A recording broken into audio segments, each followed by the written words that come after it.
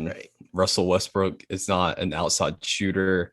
So He gonna take them though. don't get it. I like the Buddy Hield move better because you're paying less money for Buddy Hield.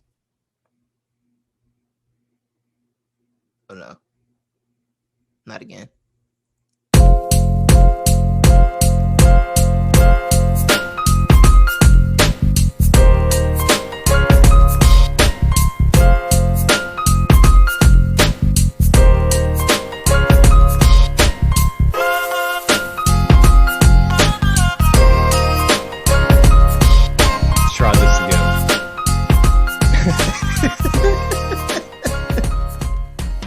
Should we take from the top? Yeah. Ladies and gentlemen, welcome to Not the Experts. I am Titus. That is Levi. We are here. Missed a week, but we're back. In that time, we would be remiss if we didn't acknowledge the fact that the Milwaukee Bucks are NBA champions. Yes. Yeah. That occurred in our time off. Because no one takes vacation better than us. It wasn't really vacation, exactly. But you know. Hey man, we do a lot of intermittent fasting from the show. Exactly. So Levi, how do you feel about the Milwaukee Bucks being NBA champions? You know, we were down 0-2 when we recorded last. We didn't Amin El-Hassan it. We didn't go that far, so that's good. Yeah, but we almost drove the nail through the coffin. We should have known. We were very close to doing it. Yeah, almost. We should have known it was coming.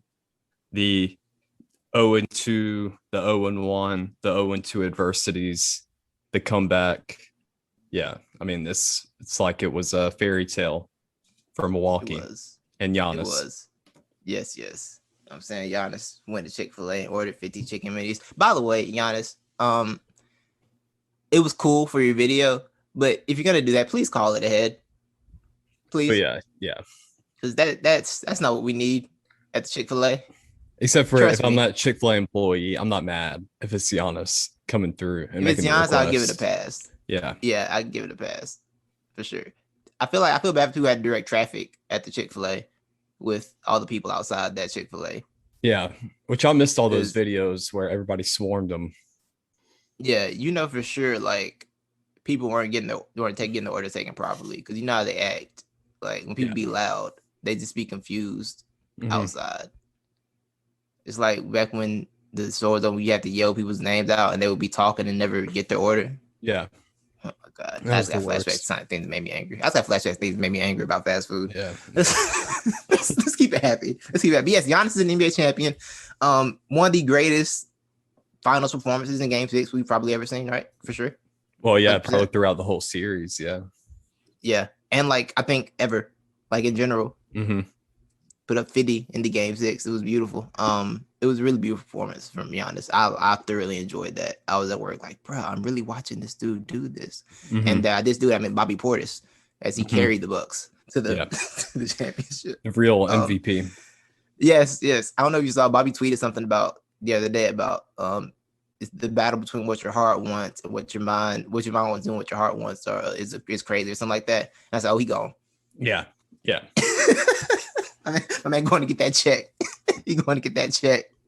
I think he alluded to that on the Levitard show. He did, yeah. Because it was after that, and then he tweeted that saying, he out of here. He is out of there. Yeah. But yeah, man. So we have congratulated the NBA champions. Where do we start now?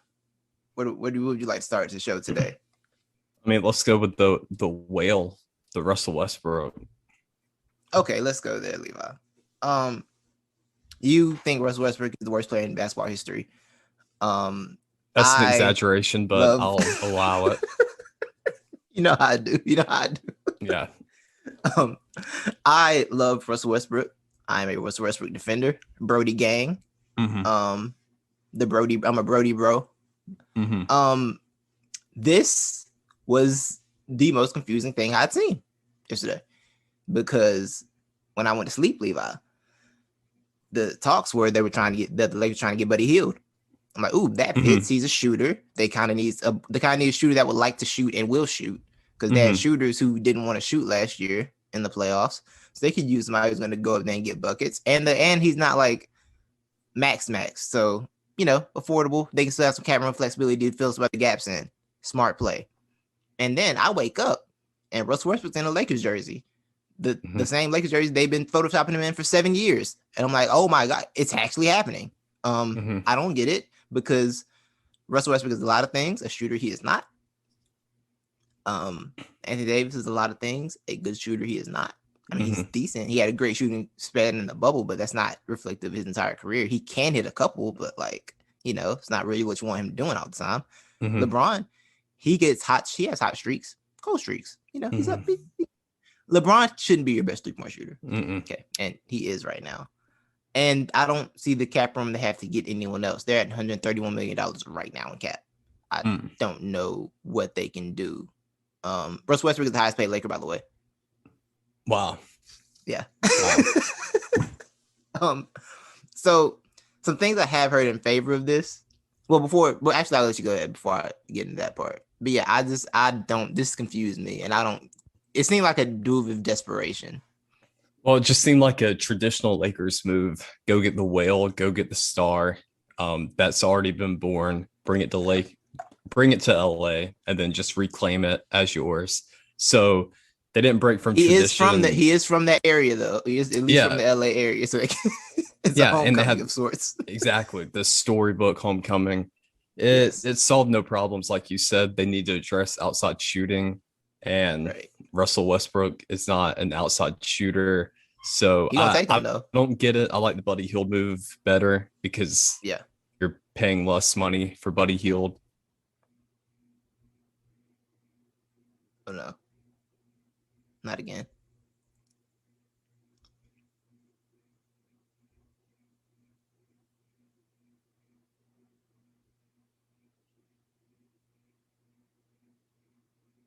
Are you back?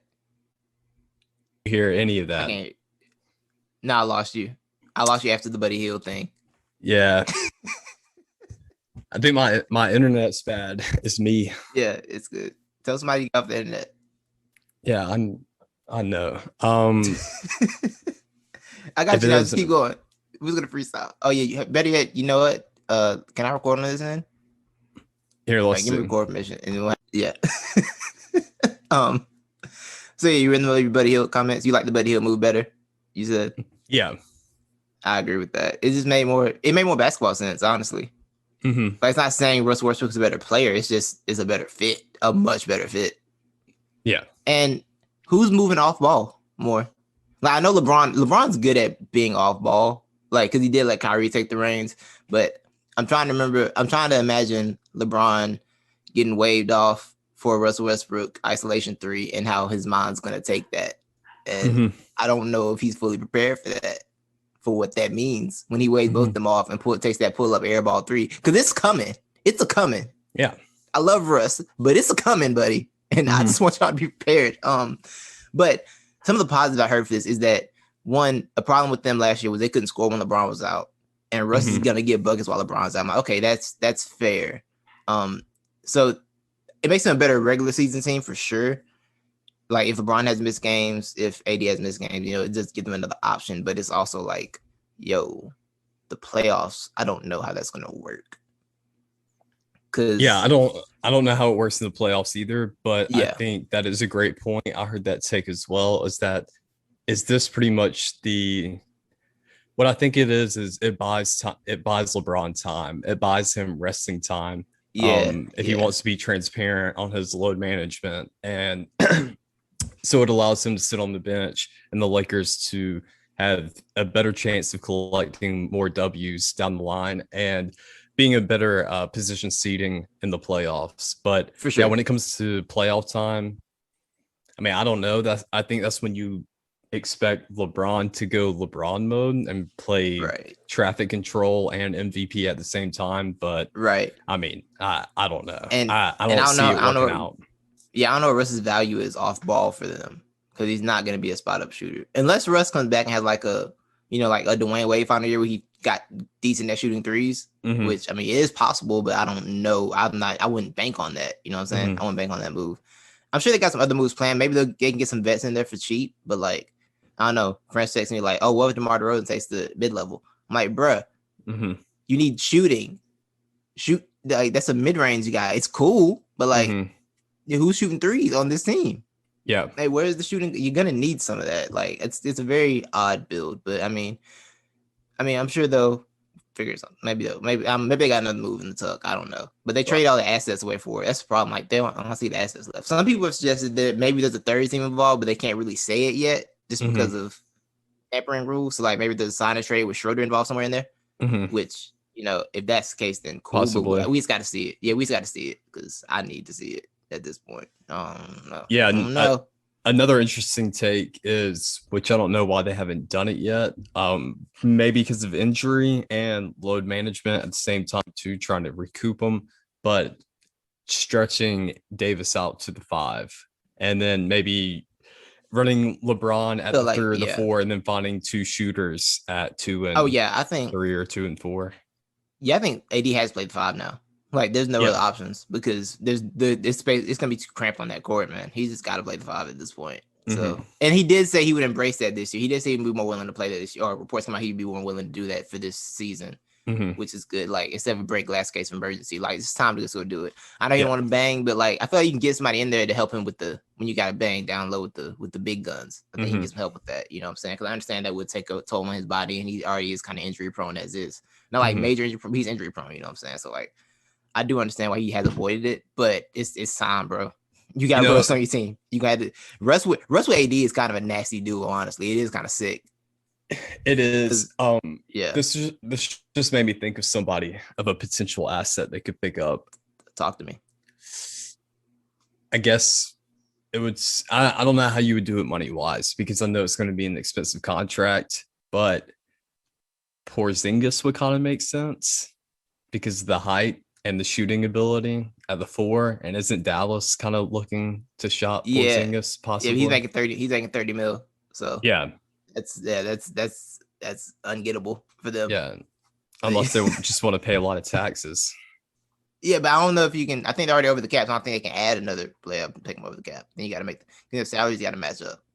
Yeah, what's the cap this year? 126.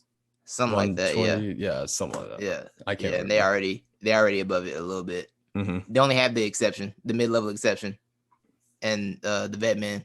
That's all they got. Yeah. But yeah. I don't know how. If Porzingis remembered how to shoot and be a stretch 4, that'd be great. It seems he forgot that skill. Yeah, that would be that'd be a perfect fit. But yeah, I wish them the best. I wish them all the best on their future endeavors.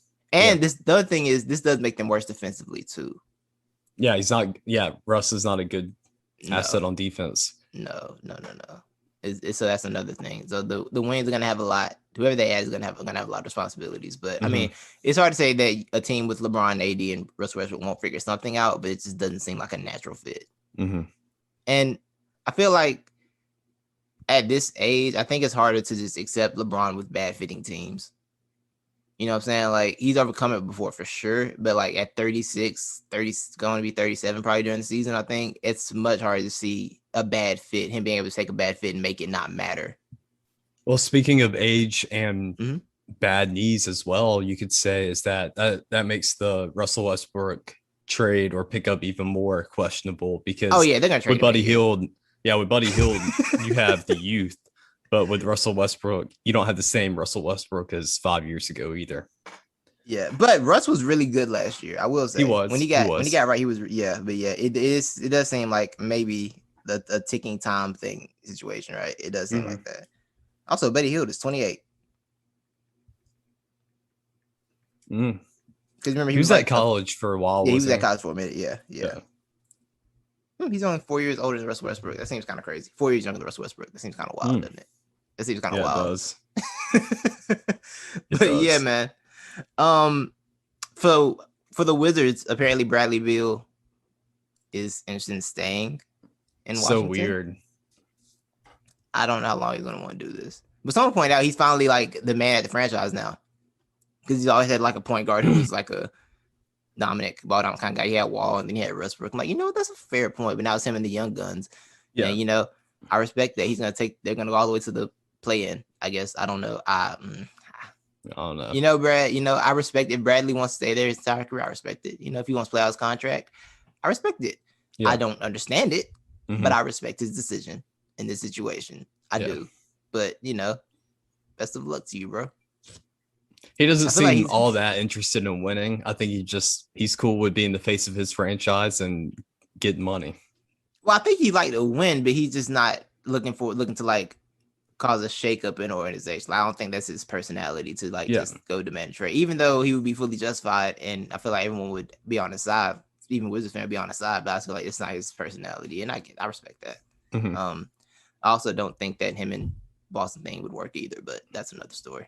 Mm-hmm. Him Tatum, I don't see that being much of anything. Mm-mm. It'd be cute, but I don't. I mean, well, it would finally give you your consistent outside shooter, though. Your knockdown shooter. That's fair. That's fair, actually. Yeah. I feel like it's a lot of we need the ball though.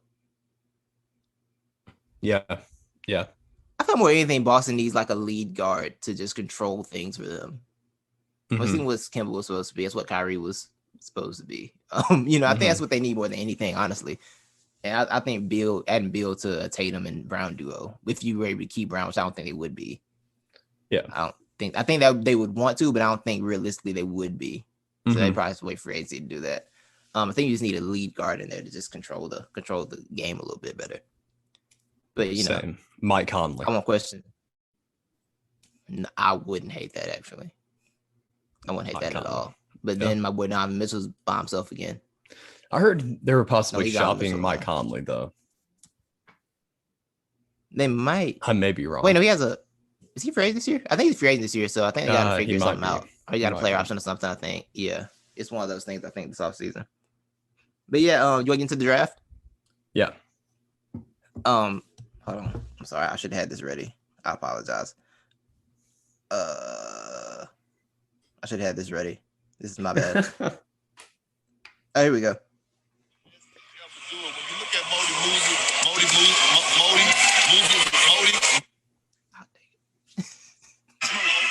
Modi. What he did in college was the man that played time for Steph Curry. Two of the best to ever do it. When you look at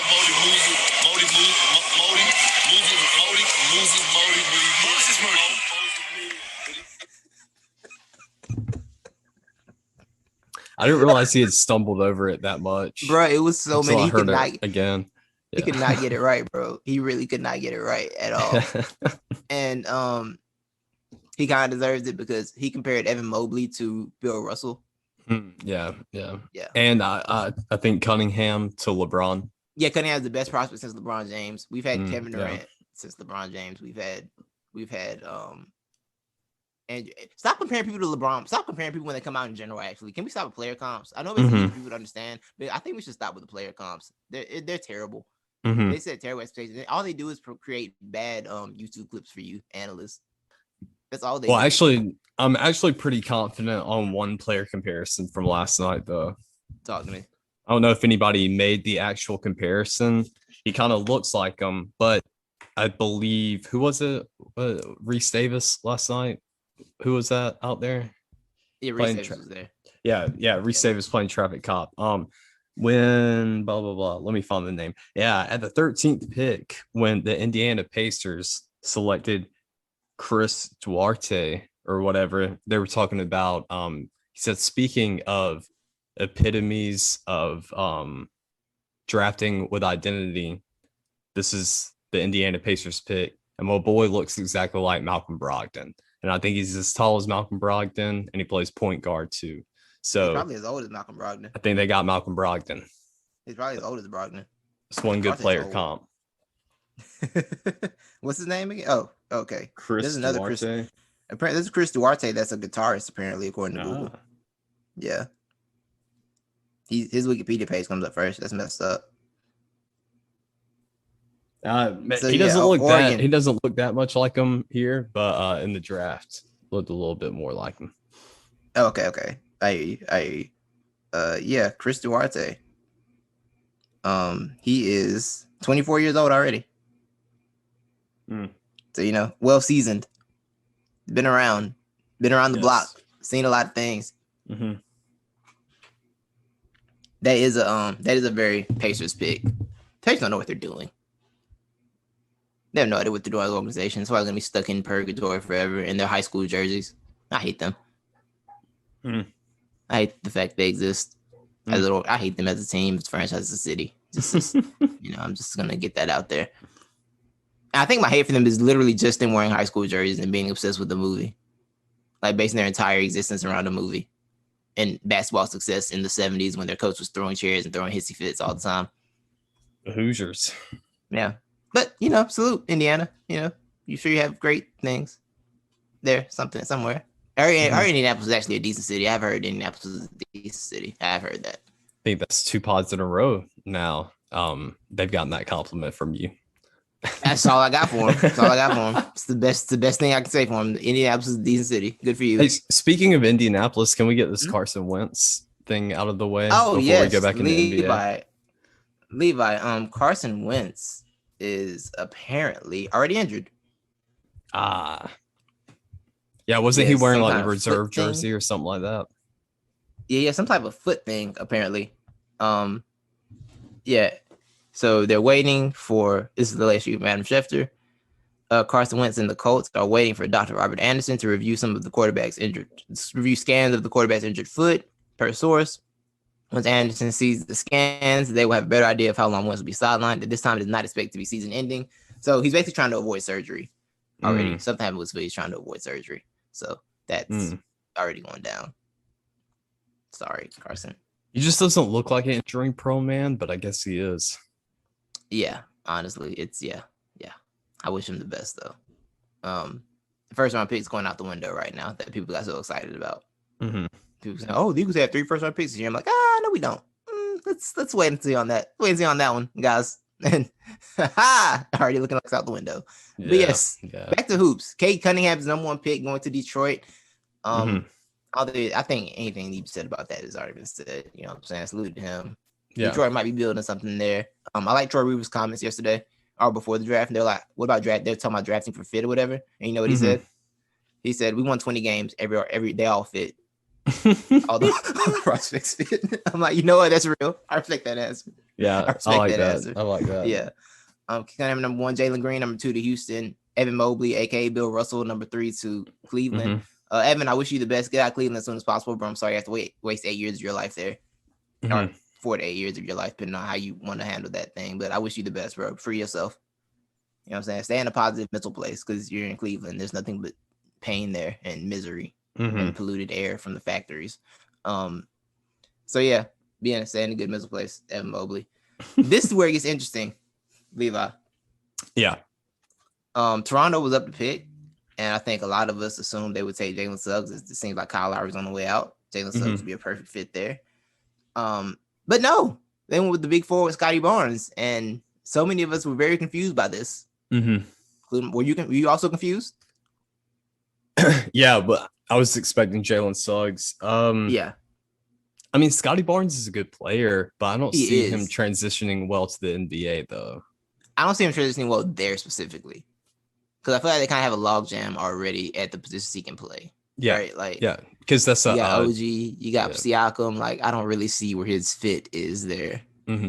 Especially offensively. Like, I think he'll be decent defensively, but I don't see if he can contribute for them offensively. And they're a team that's like not a bottom feeder, bro. You know what I mean? Like, you feel like you put Jalen Suggs there, that's a playoff team, right? That's like, okay, you're back building to where you need to be at with Suggs, Van Vliet, Siakam, like OG. Like, that's what you got something right there. And I don't, I mean, I know Masai's been great with everything he's done, but this just didn't make sense to me. Yeah, Jalen Suggs definitely seems more like the plug and play type of player that you need right now if you're Toronto. And I don't know. Yeah. But it seems like to me that Masai is really into these 5-tool players. Yeah. That's a baseball term. He kind of likes the players who can do it all. Exactly. Yeah. And that's what Scotty Barnes is. And he loves defense too, which I think is what he's trying to emphasize with this strategy. So yeah, Scotty Barnes is a perfect fit coming from that perspective. Yeah. So I wish them the best on that one, but it didn't make sense. But he's going to Orlando now, so they add another guard to their guards. But I think he can be the best of those guys, which makes sense. Yeah. I didn't hate that before Orlando because like Suggs, Cole Anthony's good. I think Suggs probably has a higher ceiling than Cole Anthony. Like, I'll be honest about that. Carolina guy. Fultz is cool, but I mean, I don't think Fultz is ever going to be a starter level for a good team. I don't think he can do that. And the Magic, I think the Orlando Magic have a direction now. They have like a direction they can go in, which is good for them because you know what they haven't had in a long time, a direction, Levi. Exactly. Like I haven't looked at Orlando and thought, yeah, there's a plan here in forever. It seems like there's actually a plan now. So good for them. I like the pick of Franz Wagner too. Yeah, you got you a solid outside shooter, a tall outside shooter, and he said he's grown to 6'11". That's what he said. Franz has said he's 6'11" now. I don't know. True, he will get his real measurements very soon, but that's what he has said. If that's the case, then that's you got something. They have an identity. They're getting an identity, which is good for them because their identity has been the best thing Orlando's done for basketball is be a space for the bubble. That's all they've provided is bubble space. That is their only contribution in the last 7 years to the NBA. The Warriors were the pick, Levi. Now, this entire time, I believe that the Warriors are going to make a win now move. I thought that's what their plan was, to go and try and win right now. So I thought they would shop these picks, shop Wiseman, shop Andrew Wiggins, maybe get a veteran piece that they thought would help them immediately. They did not do that, Levi. They went and drafted Jonathan Kuminga. And I think, from what I've heard about Kuminga, because I didn't really watch much of the Ignite team, what I've heard and read is that he's extremely raw. I think he's just 18 because he skipped a year. He skipped a year of school. He jumped a year ahead and then went straight to the G League. And he was projected to be like the top 2 pick before the G League happened. People were like, this isn't it.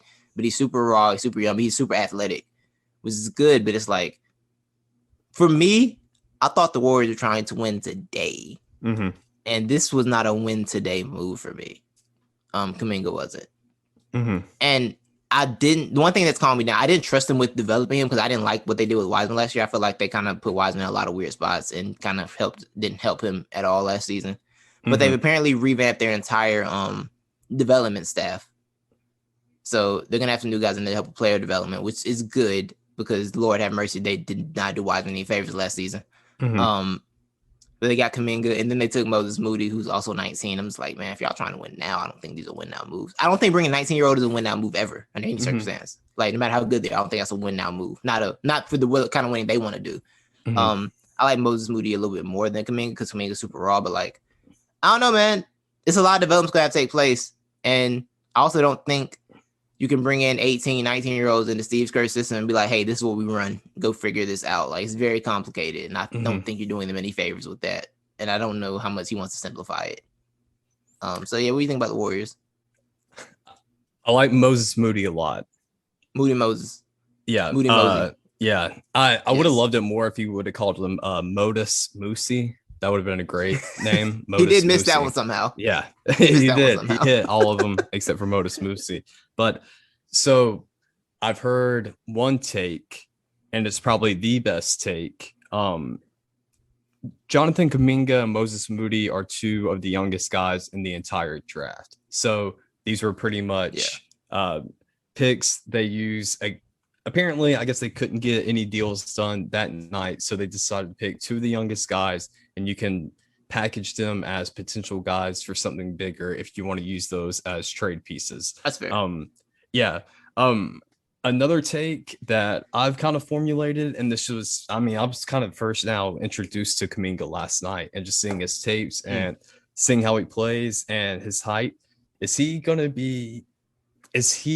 their answer for the small 5 man, still keeping Draymond at the 4 and running a really small, whenever that's small ball 5. Yeah, exactly. Because I believe he's only 6'8", but he's got a 7 foot, 7'2" wingspan, something like that. He's that big wingspan. Yeah, so I'm guessing. He's just going to be a small ball 5 if they want to go in that direction. He'd be the 4. He'd be the 4 because Draymond plays center in the small ball in the small lineup. Okay, yeah, but I know what you're saying.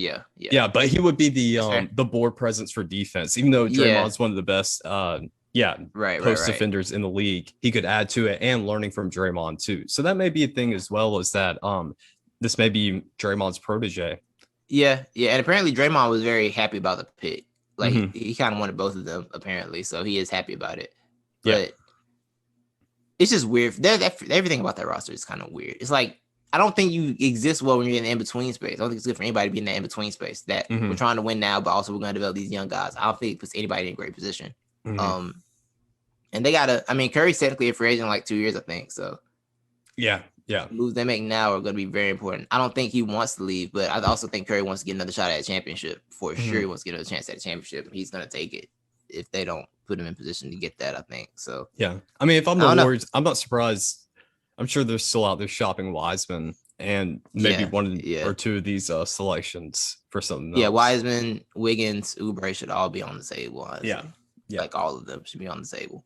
But I hope those picks work out because I do like the potential of Kuminga. I mean, he's a hyper athlete at 6'8" with 7-foot wingspan. That's love for me. Like if you give me, like I'm the dude that be on 2K. I start by ranking the draft ranking, and then I look at wingspan, and when I see 7 foot, and it's like I see like 7'1" wingspan, I'm like, ooh, what do you do? Tell me more. It's like I am wingspan guy, so you know what I'm saying, I'm all in on it. But yeah, also Kendrick Perkins compared Jonathan Kuminga to Jordan Bell, which I don't think that was I don't know. I don't know. That's no. Even as someone who didn't watch that much Jonathan Kuminga, I can already tell it's not Jordan Bell. You know why? Because he shoots. Yeah. Like that's like what do we do? Some people, man, we don't have to play around draft covers, dog. We don't. Sorry. We don't have to do that. Like Kendrick Perkins has roles. I don't think draft coverage is his role. I really don't. I'm sorry. It's not for him. You know what I'm saying? Salute Kendrick Perkins. That's not your spot. That's not what you need to be on. But yeah. Who else from draft we need to talk about? Your man Josh Primo went. Yes. So I talked to a Spurs fan today, and he said we passed on Duarte to draft a 14-year-old with no handles. But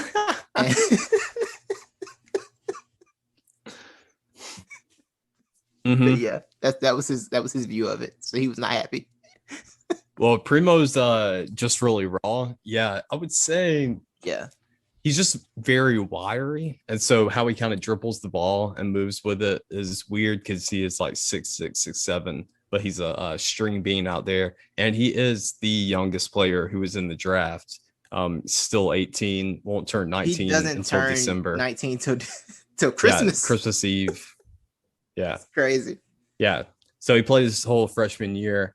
Made it to the Sweet 16 coming off the bench against Alabama, which he did get moved into the starting rotation in the SEC tournament and NCAA tournament. But yeah, I mean, it's just a lot of raw talent, and he can do a little bit of everything. He's a good defender. He's a good shooter from the outside. He can create his own shot. He can facilitate the ball. So I like him a lot. But he is definitely a project, which the Spurs are going project mode right now. Yeah, I feel this seems like the signal the Spurs are in full rebuild mode, and we're going to take some chances and see what we can develop. That's what it seems like for them, because this is going to be a development project for sure. DeRozan's probably out of there. Aldridge already, Aldridge retired, so like it seems like they're finally going in full, like, okay, let's just rebuild as much as possible mode. Is Pop going to rebuild with them? Or are we going to put somebody else in? I feel like Pop's going to be there for the first couple years. I think it's time for Pop to retire. Do you? Yeah, good run. But I mean, he's going to be a basketball till he dies, I think. So I think so too. Yeah. I don't know. I mean, I wish Primo the best. You know what I'm saying? I'm sure he'll be fine though. 18, like I'm sure he'll be okay. It's just not gonna. Spurs fans got to do with a lot of things they haven't dealt with in a very long time, which is your team not being good. They haven't seen that in a very, very long time, and they had one of the best runs in basketball. So like, I can't even, you know what I'm saying? It's kind of the circle of life. So y'all just go ahead and accept it. San Antonio, back to the bottom for you. I don't like it for Primo's. I mean, even though I'm happy for him that he ended up being a lottery pick when nobody thought he was going to be a lottery pick. I would have definitely rather seen him fall somewhere else. Yeah, I think it's good for him though, because he's gonna have a lot of time to develop under the spotlight, right? If he goes in like the 20s or something like that, it's kind of a team that's in more of a position to win. Which I mean, like it's they're good kind for of your development stacked in too. that position, but I may be wrong though. I mean, they are a little bit, but not really, because DeRozan's gone. It's gonna be a youth movement. DeRozan's gone. Apparently, I think Murray they're shopping and, DeJounte Murray. Yeah, so I was about to say, yeah, Dejounte Murray is apparently available. I don't think they're necessarily eager to do it, but he's available. The other guard whose name I forgot. Derek White, I think, right? That's his name? I can't remember. I think it is though. Yeah, he's available as well, apparently. So like they're looking to make some moves. They kind of got some laws they have to figure out. But yeah, that's what they're on. But yeah, salute to Josh Primo, salute to the Spurs. Maybe we'll see what happens with that. Be patient, Spurs fans. Maybe it'll work out, maybe it won't. But hey, wish you the best. What you got? My man Primo has gone from Canada, from Toronto. He's born in Toronto, so he's gone from Toronto. I think he played for Scarborough or something like that. He's gone from Toronto to Alabama to San Antonio. My man has lived. Man, seen some things. Yeah. My man seen some climate change up close. Up close. Yeah. But yeah. What other props from the draft did you see? Didn't you have something on the Kings? Is that? Oh yes. Thank you for reminding me this. Yeah. Levi, the Kings drafted Davion Mitchell. I became a big Davion Mitchell fan in the playoffs last year. He's one of the few tournament players I remember because I told you I raced 97% of college basketball. He was in the 3% that I remembered. He was great at Baylor. He son Gonzaga in the playoffs the whole time. Like just treated them like children in the finals. I mean in the national championship. I love the Kings move in drafting another guard. You know why, Levi? Because you know the only good position the Kings have? Point guard. Yes. Yeah. So they're just doubling down. They're like, look, we are good at drafting one specific thing. We got Fox we got Halliburton as well, who can play who plays more 2 than 1, but he can do a little of both. Got Halliburton. Let's just triple down and go get Davion Mitchell. He's an older guy. The other thing is, this is the only position we're good at actually drafting. We're gonna get all these guards and figure and just, this one, we know what to do here. We can't figure anything else out. We're just gonna stick to what we know. And you know what? I believe in that. So stick to what you know, Sacramento Kings. Get you another guard. Go Davion Mitchell. Go Kings. Is he a 1 or a 2 though? I thought he was more of a 2. He can do a little both. Okay. He can do a little both. But either way, you got Halliburton who's gonna start, and you got Fox at the 1. So I kind of viewed. You got to back up at 9. What is he? 6'6", I think. Yeah, I kind of viewed him as more of a Buddy Hield's replacement. They're still trying to get rid of him and do something with that. Yeah, but Hill came off the bench a little bit last year too. Hill didn't start all the time. I don't believe. Because kind of rotated him and Halliburton.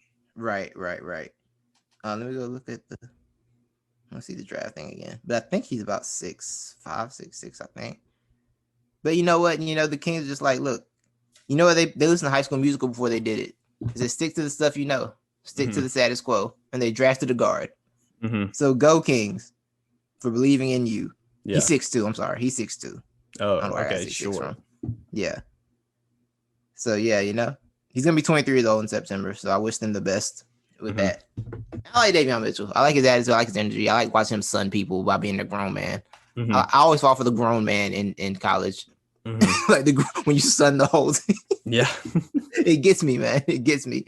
And he had Don Mitchell jersey on. He had the 45. Yeah. Don Mitchell came out there and supported. It was fire. But yeah, so that's my Kings take. They know guards. They get guards. Yeah. And I think another good take, which was right after, 2 picks after, was James Bouknight with the Hornets. Yeah, that's a shooter. Yeah, that's a bucket getter right there. Yeah, I'm not mad at it. Put that next to LaMelo. A better the Hornets are gonna be. I want the Hornets to have nothing but shooters, personally, because you know how much fun they're gonna be with scorers with their commentary team. I want them to have nothing but interesting players and just make sure their game's on TV because I need their commentary team at all times. Yeah, that's all I really need. A pick I really liked, for real, was Zaire Williams to the Pelicans. A 6'8", 2 guard. Yeah, Levi, that's my wheelhouse. A 6'8" bucket getter, 6'8". That listed wingspan, boy. That's my type of move. I think he's got to fix his shooting a little bit. He has a weird shooting motion, but I think he can rein that in. And I mean, shooting can be developed, right? I mean, we saw Lonzo Ball get a better jumper. But you can't pass up a 6'8" guard like that, 6'8" bucket getter like that. So I like that for the Pelicans. And you have Zion. Put Zion with as many exciting players and shooters as possible, please. Please give Zion everything. So yeah, I like those picks. You want to talk about the Hawks for a minute? Yeah. How do you feel about the Jalen Johnson pickup? It's interesting. If we were going to do comps, Jason Tatum type comp, maybe. But yeah, I knew you wouldn't like that comp. That's a big one. That's a big comp. I know why you're saying it. He's kind of a tweener a little bit. Yeah, that's what he. Yeah, he's a tweener, and I don't know how to define him really as a player, and I don't think a lot of people know how to define him as a player. Yeah, especially after that little Duke drop. Duke was sorry. Duke was sorry, and he was like, you know what? I don't feel like being sorry. I'm gonna go home and train for the draft. And people got mad at that because he left Coach K, even though yeah, but I think it's a very interesting pick. But one thing I trust Hawks with development. I do. This adds another forward. So I think they are, because they were trying to shop Cam Reddish before the draft. I think I heard they were which I thought Cam was going to be moved last night. Yeah, I think they were trying to sell High on his one playoff performance. Like, hey, look, you see, we didn't playoffs, huh? You want in? You want in? But I think keeping Cam is better because it lets you develop Jalen slower anyway. You know what I'm saying? Yeah. Well, I'd rather keep Cam no matter what. So I actually agree with that. I think Trey, Cam, and Hunter trio is solid. I mean, think about when we're looking at the Eastern Conference, and it's most likely going down to, if you want to get to the finals, you got to get through Brooklyn. I can't think of a better defensive duo I would rather put up against Harden and Durant than Reddish and Hunter. You need as many wings as possible. Yeah. Like you do, for sure. And Reddish and Hunter are developing. Yeah, I agree with that. I trust them with the development, so I think Johnson will be fine. It'll take a minute because I think all those guys except Hunter, because Hunter was seasoned. He was already he was in college. He spent 4 years in college, right? DeAndre Hunter? I believe he did. 3 or 4. Yeah, he was already like up there in age a little bit, like up there, and he's seen things already. He already had, and he went to Virginia, so already understood defense because he went to Virginia. That's all they do. You know what I'm saying? As opposed to Reddish, who was a little slower, who had a lot of adjustments to make just because of how weird his college time was, as opposed to Trae Young, who had to figure things out.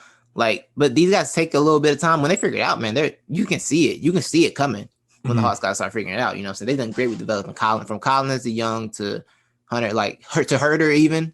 They've done well. But I think the good thing for them is this kind of resets their timeline because the Hawks have a lot. We talked about before, the Hawks have a lot of decisions to make contract-wise. And getting another wing that you can get another 4 years out of makes the Reddish decision a little easier. It makes it easier for you to evaluate and be on the outlook. Like, okay, so we're here. Do we want to pay this money or do we want to move on and try and get something for this, get some value for this guy and let this guy take the role? Like, it does work. It is kind of crazy putting two Duke brothers against each other, though, because now Johnson and Cam got to be ops. Yeah. You know what I'm saying? That look, he got to be ops, man. Yeah. But, yeah, I don't hate the pick at all. No, I like it very much. It's what I can't describe it any better than you did because it's pretty much the potential replacement of Cam Reddish. Right. And then too, you look at other guys that they're whispers of moving to, they all revolve around that 4 slot with Danilo Gallinari. They were looking at possibly moving.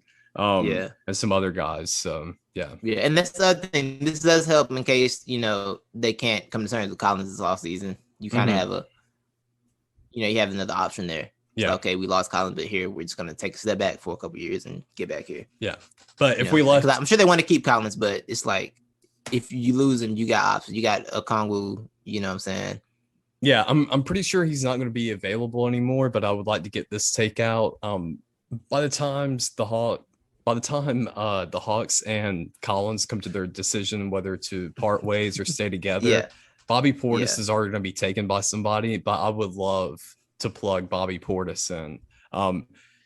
He doesn't make up for Collins's offense, but I like the hustle factor. He's long.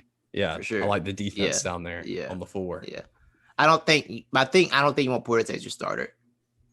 No, but he's a good bench guy. Yeah, for sure. He's a good energy guy. Yeah. I think Portis as your starter is going to be extremely frustrating in ways that no one needs. Yeah. I love him, but crazy eyes. My guy, crazy eyes. You lull him to sleep by starting Gallo out there at the 4. Oh yeah, lull him to sleep, and then that's an energy. No, that's an energy switch. Yeah, that's an energy switch, boy. You ever there with Gallo having a nice time and Portis in the game? Yep, just staring at you, just looking at you. Like, you know what? I wasn't ready for that at all. Think about Bobby Portis and Cam Reddish on the same team playing defense at the same time. Oh my God. I don't know how you get a shot of mercy. Yeah. And Hunter on the court too? Yeah. Yeah. No, I do want to say, Levi, I know you're gonna resist this, but I don't hate the idea of Ben Simmons in Atlanta. It works. He defends and passes. Who came up with this idea? Who is this? Is this your original idea? Is this a birdie? I thought about it, but then I heard the Hawks were. I thought, but then I heard the Hawks made a call. I thought Hawks made a call just to check. Which you got to check on the Ben Simmons. You got to check on the Ben Simmons. You do. I think he fits perfectly there. He doesn't have to shoot. He can play defense, and he's done that. And he's off ball. Yeah, he's off ball. I'm okay with it if we got Ben Simmons, but I mean, it depends on who we get rid of. Yeah, I'm not saying give up. Yeah. You don't. I don't think like the package that the Sixers want. I understand it because I feel like Drew Holiday went for that, and I do understand that factor of it. But also, I think the problem is that the people have to sell this to their fans, and their fans aren't going to go for it.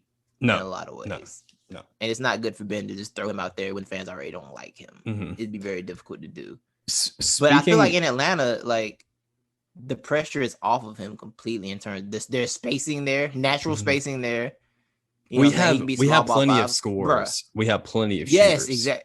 We're not lacking in that like, you probably have to. Yeah, it's been who you have to lose. Like if you had to lose Gallo, that's fine, right? Like you can throw Gallo in there. Yeah. You don't want to. What you don't want to do is throw Bogdan in there. You want to keep Bogdanovich. Yeah. Well, yeah, because he's a shooter. Yeah, you probably got to lose one of the young guys, but if you got like him in the back, like Simmons in the back, you can sacrifice one of them, right? Like, well, not both. You can have one of them, not both. You can have Hunter or Reddish. You can't have both of them. I think some picks. This is why I kind of like I may be way out in left field of viewing this. I honestly kind of viewed the Jalen Johnson pickup as a potential trade piece because one way or the other, right? Yeah. If he's not going to supplement Cam Reddish, the losing of Cam Reddish, we're going to use him to pick somebody else up. So that's why. And I think people will be interested in going in Jalen Johnson. I think he was just kind of a forgotten gem that got lost in the draft class. But speaking of Ben Simmons, that you did remind me, I got to bring this back up. We got to make a show correction. I think this was from our last episode, which we recorded 2 weeks ago. Yes. You said, which I agreed, but we suggested it may be best for, Ben Simmons to get bullied a little bit. And we were saying, Russell Westbrook to alpha him. But then I was reminded last night. Dame. I thought I said Dame. Oh, Dame. It was Dame. Yeah. They're kind of the same when it comes to the bullying aspect. But I forgot we've already gone through that with Jimmy Butler.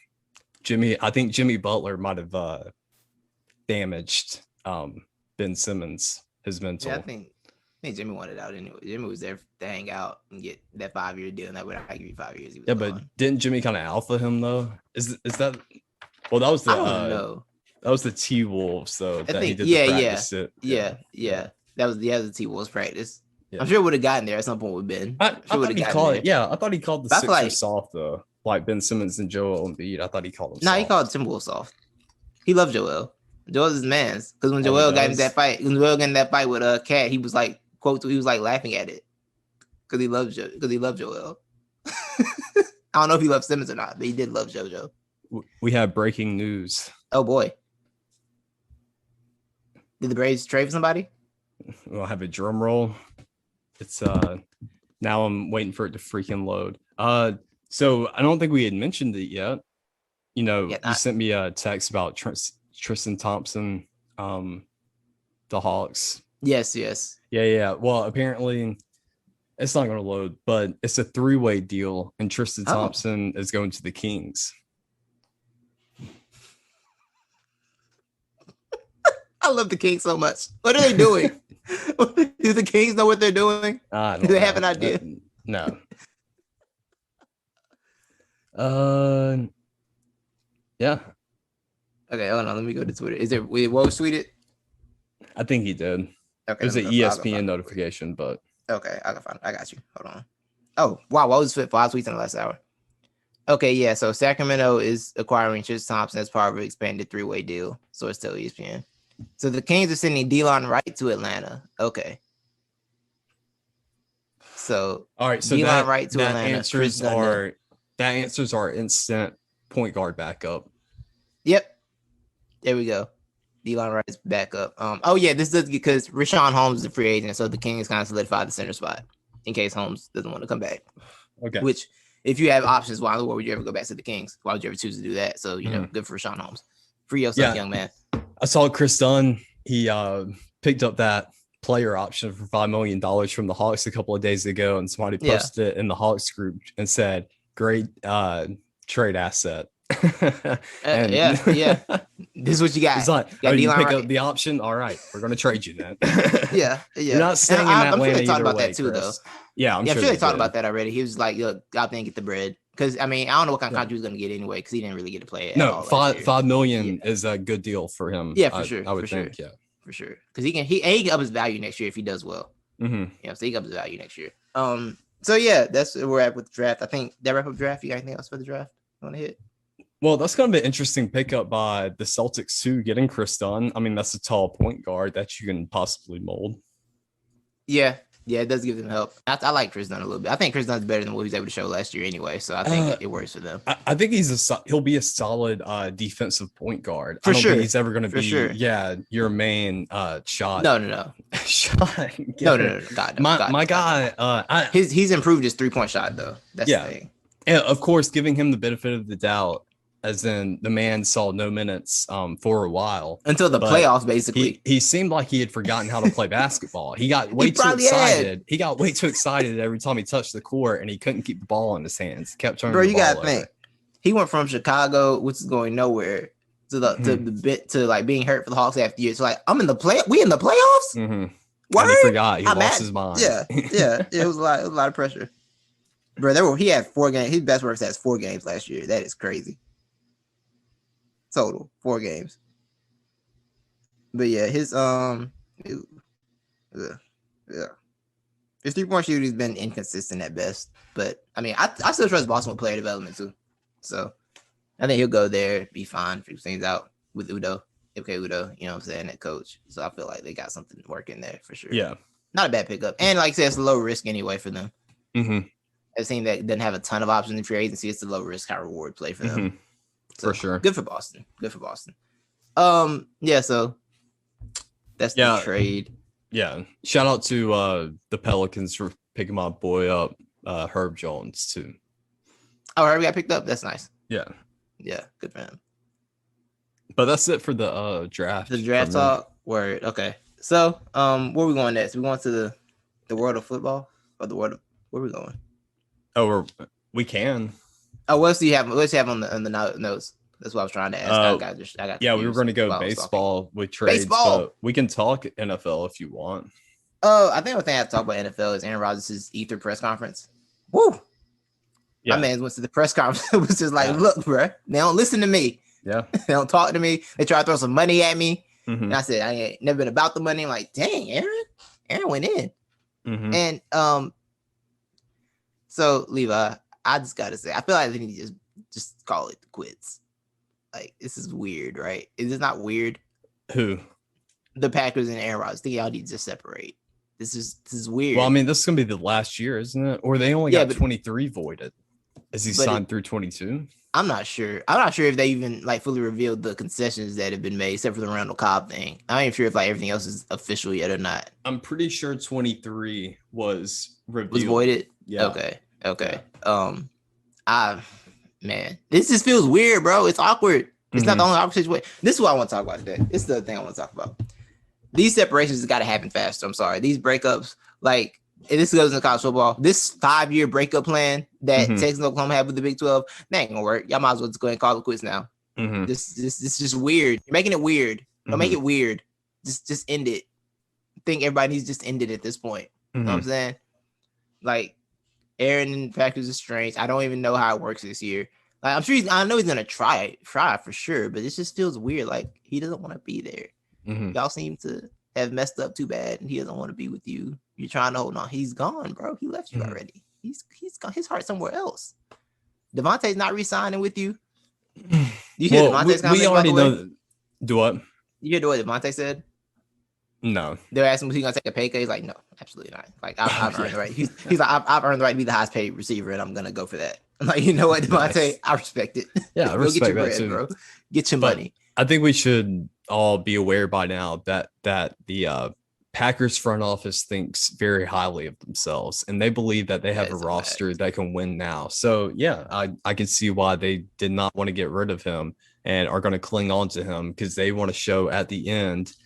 I mean, because who really wins in this? If Aaron Rodgers goes out and wins the Super Bowl for Green Bay, isn't that more for the GM and for the front office to say, look, Aaron, why'd you do all that complaining? Was Randall Cobb the big difference that got you to the Super Bowl? No, we already had a roster for you, man. Chill out.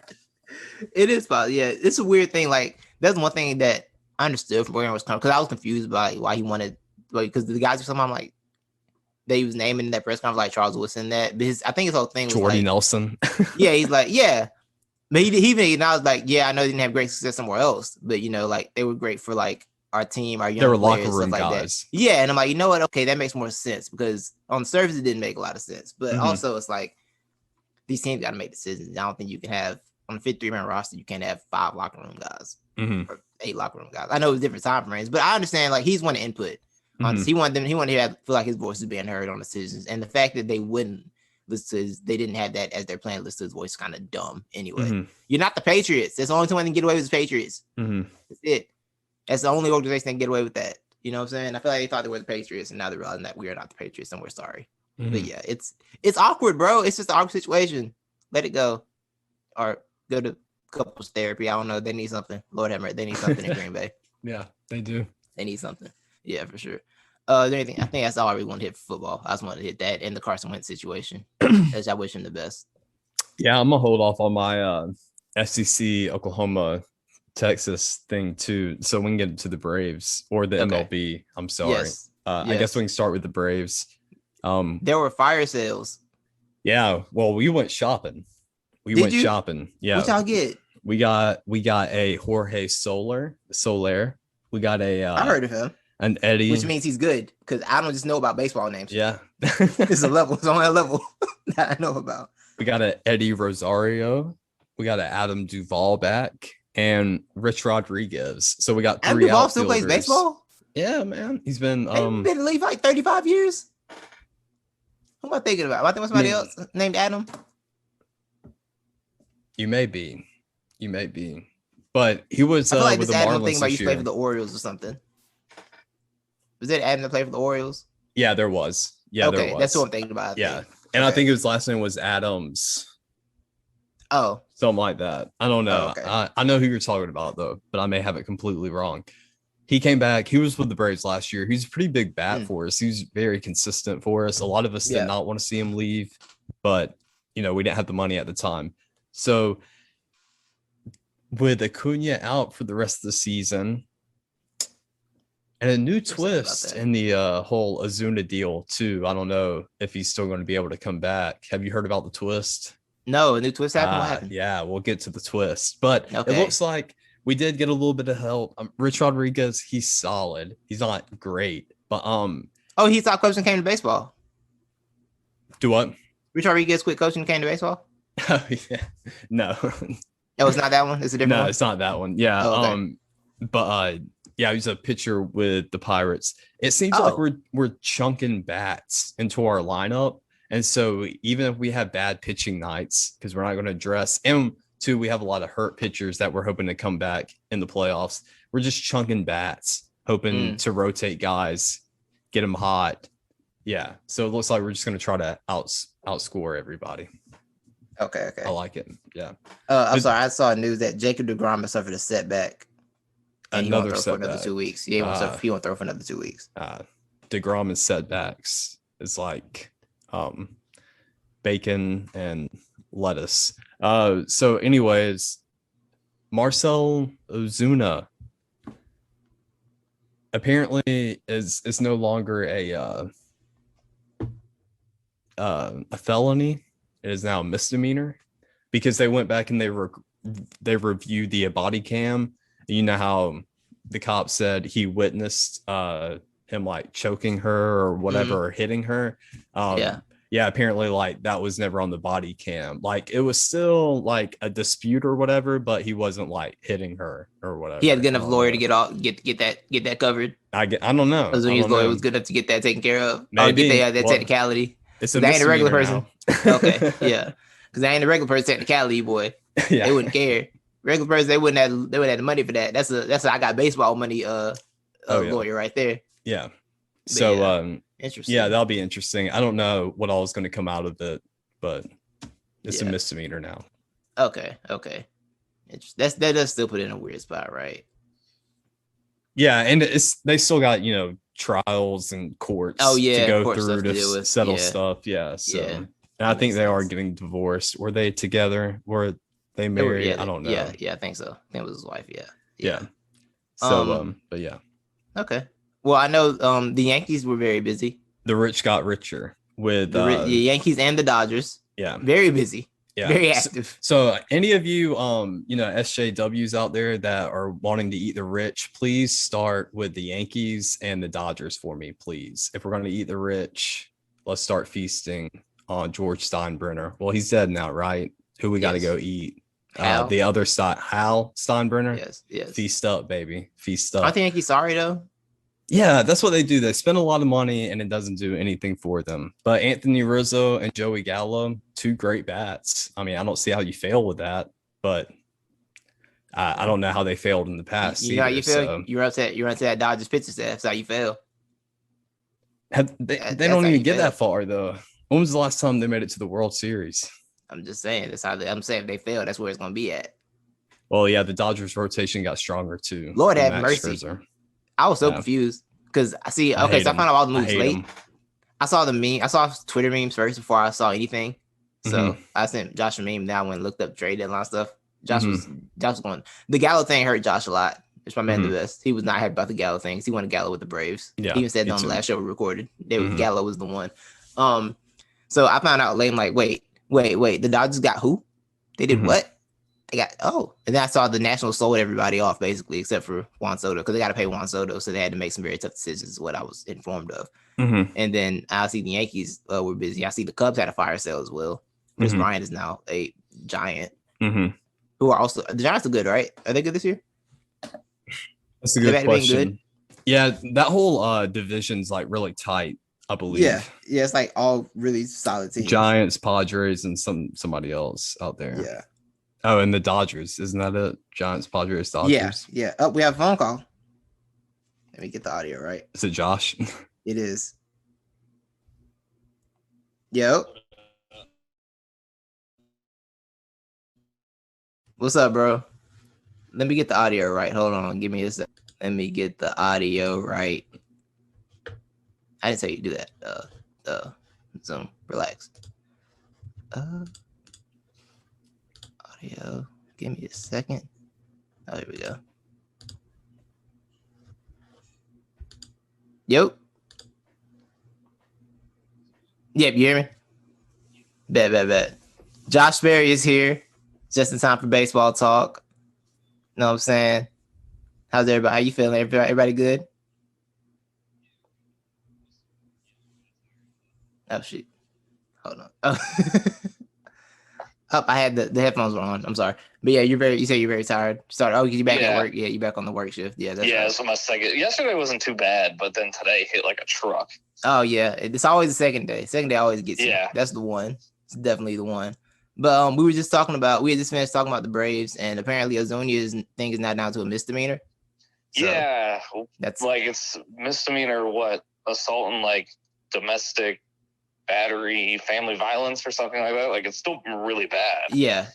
It's just not felonious, I guess. Yeah, I assume that when they watched the body cam stuff, they just didn't have enough to go full-blown felony charges. But either way, like, probably should just let it go. At this point. Yeah. Battery and simple assault. Battery and simple assault is what this is the official. Yeah. Okay. So Levi was just saying that people should eat the rich and start with the Yankees. How do you feel about that? That's fine. Thank you. They had a good, getting Gallo and Rizzo. Where And like not having to really trade. I mean, they traded from like their like 8 to 15 prospects for them, but you didn't really have to dip into the top end. And you got them to pay for. You got Texas and Chicago to pay for the contracts. wait, really? Yeah. Oh, that's incredible. The Yankees aren't paying them a dime, and that's why they got like a slightly better prospect haul. But even doing that, they still didn't have to dip into the top end. That's pretty funny. That's pretty funny. We're living in a timeline where the Yankees are getting people to pay contracts for them. It is wild. that is a rich move. That's a very rich person. That's a Jeff Bezos move. It is. That's a Bezos army move right there. What in the world? Absolutely. So the Dodgers were also very busy, it seemed. They're obnoxious. It is rude to win the World Series and then come back and be like, we're going to keep adding. We're going to get some more. We're just going to keep adding. And it's like, oh, yeah, there's a chance we lose Corey Seager in the offseason. He signed somewhere else. Oh, you know what? We'll just trade for the second best shortstop in baseball. And that way, if we lose Seager, we'll be all right. No big deal. No big deal. So how do you feel about the Braves deadline overall? I was really confused until like all the deals like after the deadline, all the ones that got pushed through at the last second started going through. Mm-hmm. I liked it overall. They didn't make any sort of big splashes that I would have liked. But like Richard Rodriguez is a good one that we'll have for a couple years. I like the Soler play. I don't know who plays center field though. Yeah.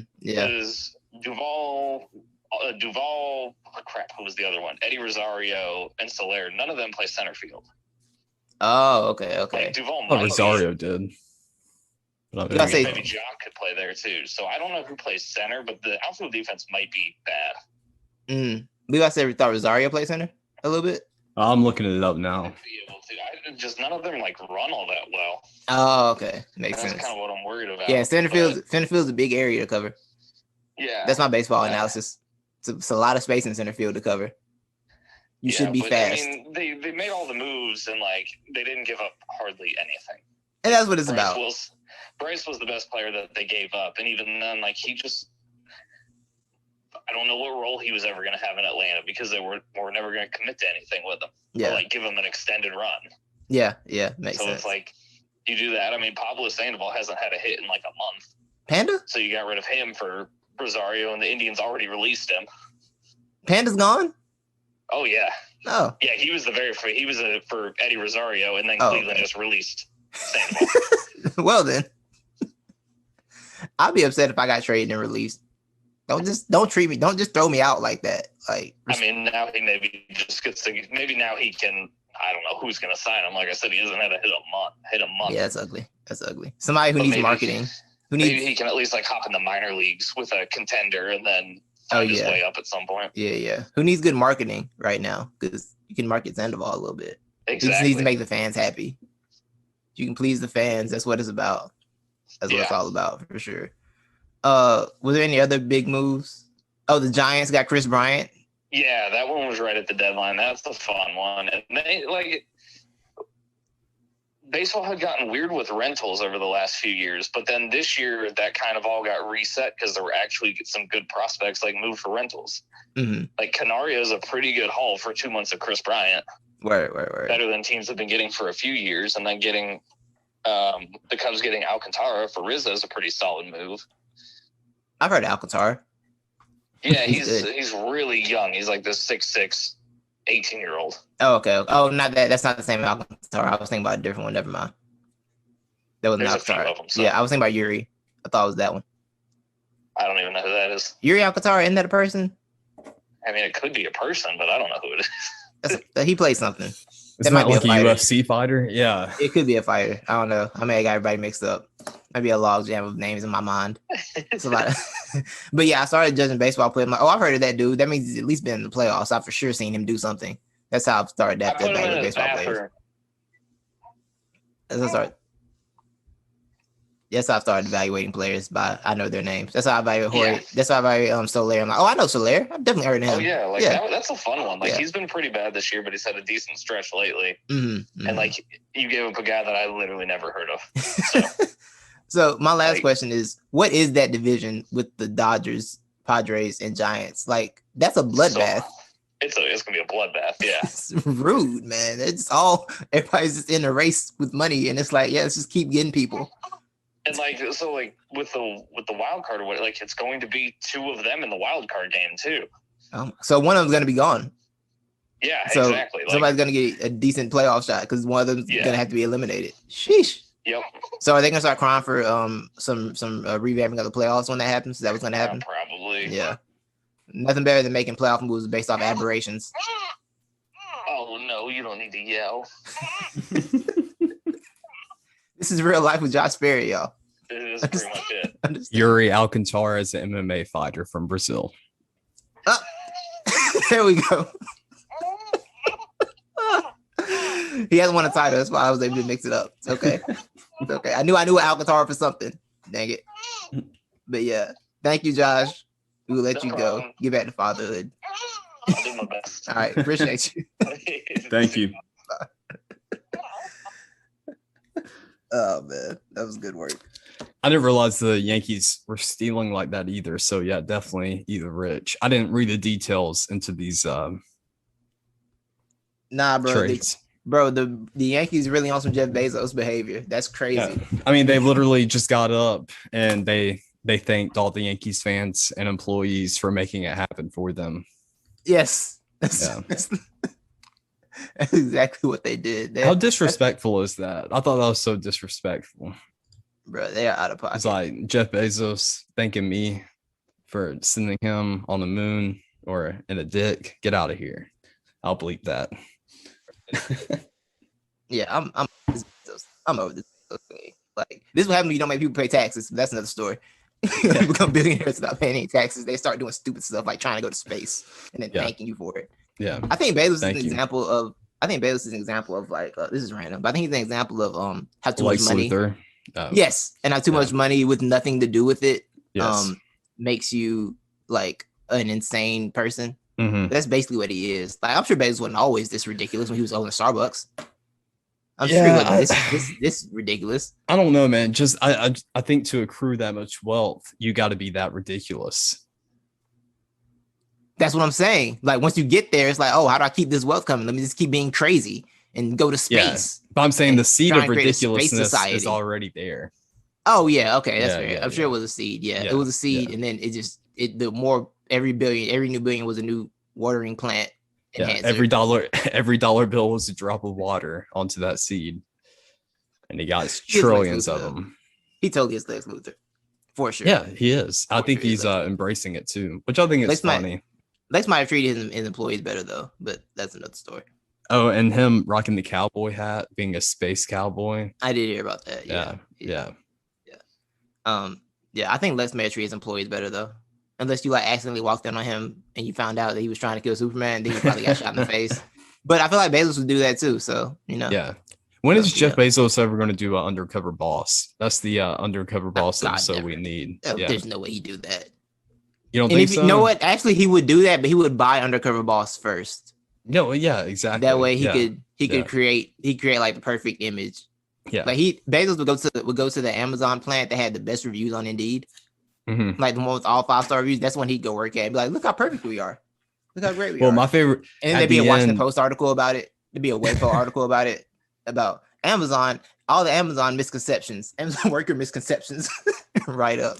You know, at the end when they do the big resolution and he gives, they call people out individually and then they give out, these new perks to all the employees. Yeah, Jeff Bezos would be like, now I want everybody here from now on, you're getting fresh pee bottles every day. Yes, thank you. Thank you. You know what? We're gonna put more doors reusable pee bottles. We're gonna put doors on the bathroom. Yeah, with the bathroom where I have doors. Okay, that's my big change for you. Now we will no longer track you once you are outside of our doors. We will only track you when you are here on campus. Yes, I promise you, dog. That's exactly what will happen. Have you heard about that scheme? The tracking thing? Yeah, with their phones. Oh yeah, that's why I didn't go to. Yeah, that's why I don't want to work for Amazon. They were trying to do that for years. I was like, they were trying to put like wristbands. They were trying to put like wristbands on you while you're working there, So like they know where you are. Yeah. Like when you go to the bathroom and stuff like that. I'm Yeah. working for Amazon. That's what I'm. No. There's no way. There's no No. one going to Amazon under any circumstances. That was really my belief. But yeah. Which is it's weird though, because I know some people who work at the Amazon warehouse around here, and I don't hear anything from them. It's like they get brainwashed once you go inside. Yeah. Okay. So I know someone. Hold on. Pause the recording. I don't want to put people out there. I guess I need to pause it on my end too. Oh yeah. All right. Yeah. But yeah. So yeah, that's the story behind that. Yeah. Yeah. Some things y'all can't hear. Shh, gotta keep it quiet. Okay. Shout out to the pause recording feature by Zoom. That's a fire feature. It creates dope moments. Salute to them. It is. Salute to them for sure. So where we at? I think we've hit just about everything, right? There anything we didn't hit that we want to get to? Yeah, I mean, I don't really have anything except for the Cleveland Guardians is a terrible name. And when I found out it was the Guardians of like traffic, it was even worse. But I guess they that's made the it for only traffic? thing. Yeah, do you want to hear the story behind the Guardians? Yes, I do. So apparently there's some jank bridge out there in Cleveland that's pretty popular, and a lot of people have to ride over it. I'm pretty sure you got to ride over it to get in and out of Cleveland. But when they're Guardians of the Bridge. Yeah, so when they designed the bridge, and the bridge is kind of outside of the stadium, the architect designed like 4 of these mythical guardian type Greek god looking things, and they stand at each podium, I don't know, each corner of the bridge. And so they're just called the Guardians. They're just made up figures, and they kind of like guard traffic, and so that's how they came up with the name, the Guardians. Wow. All right then.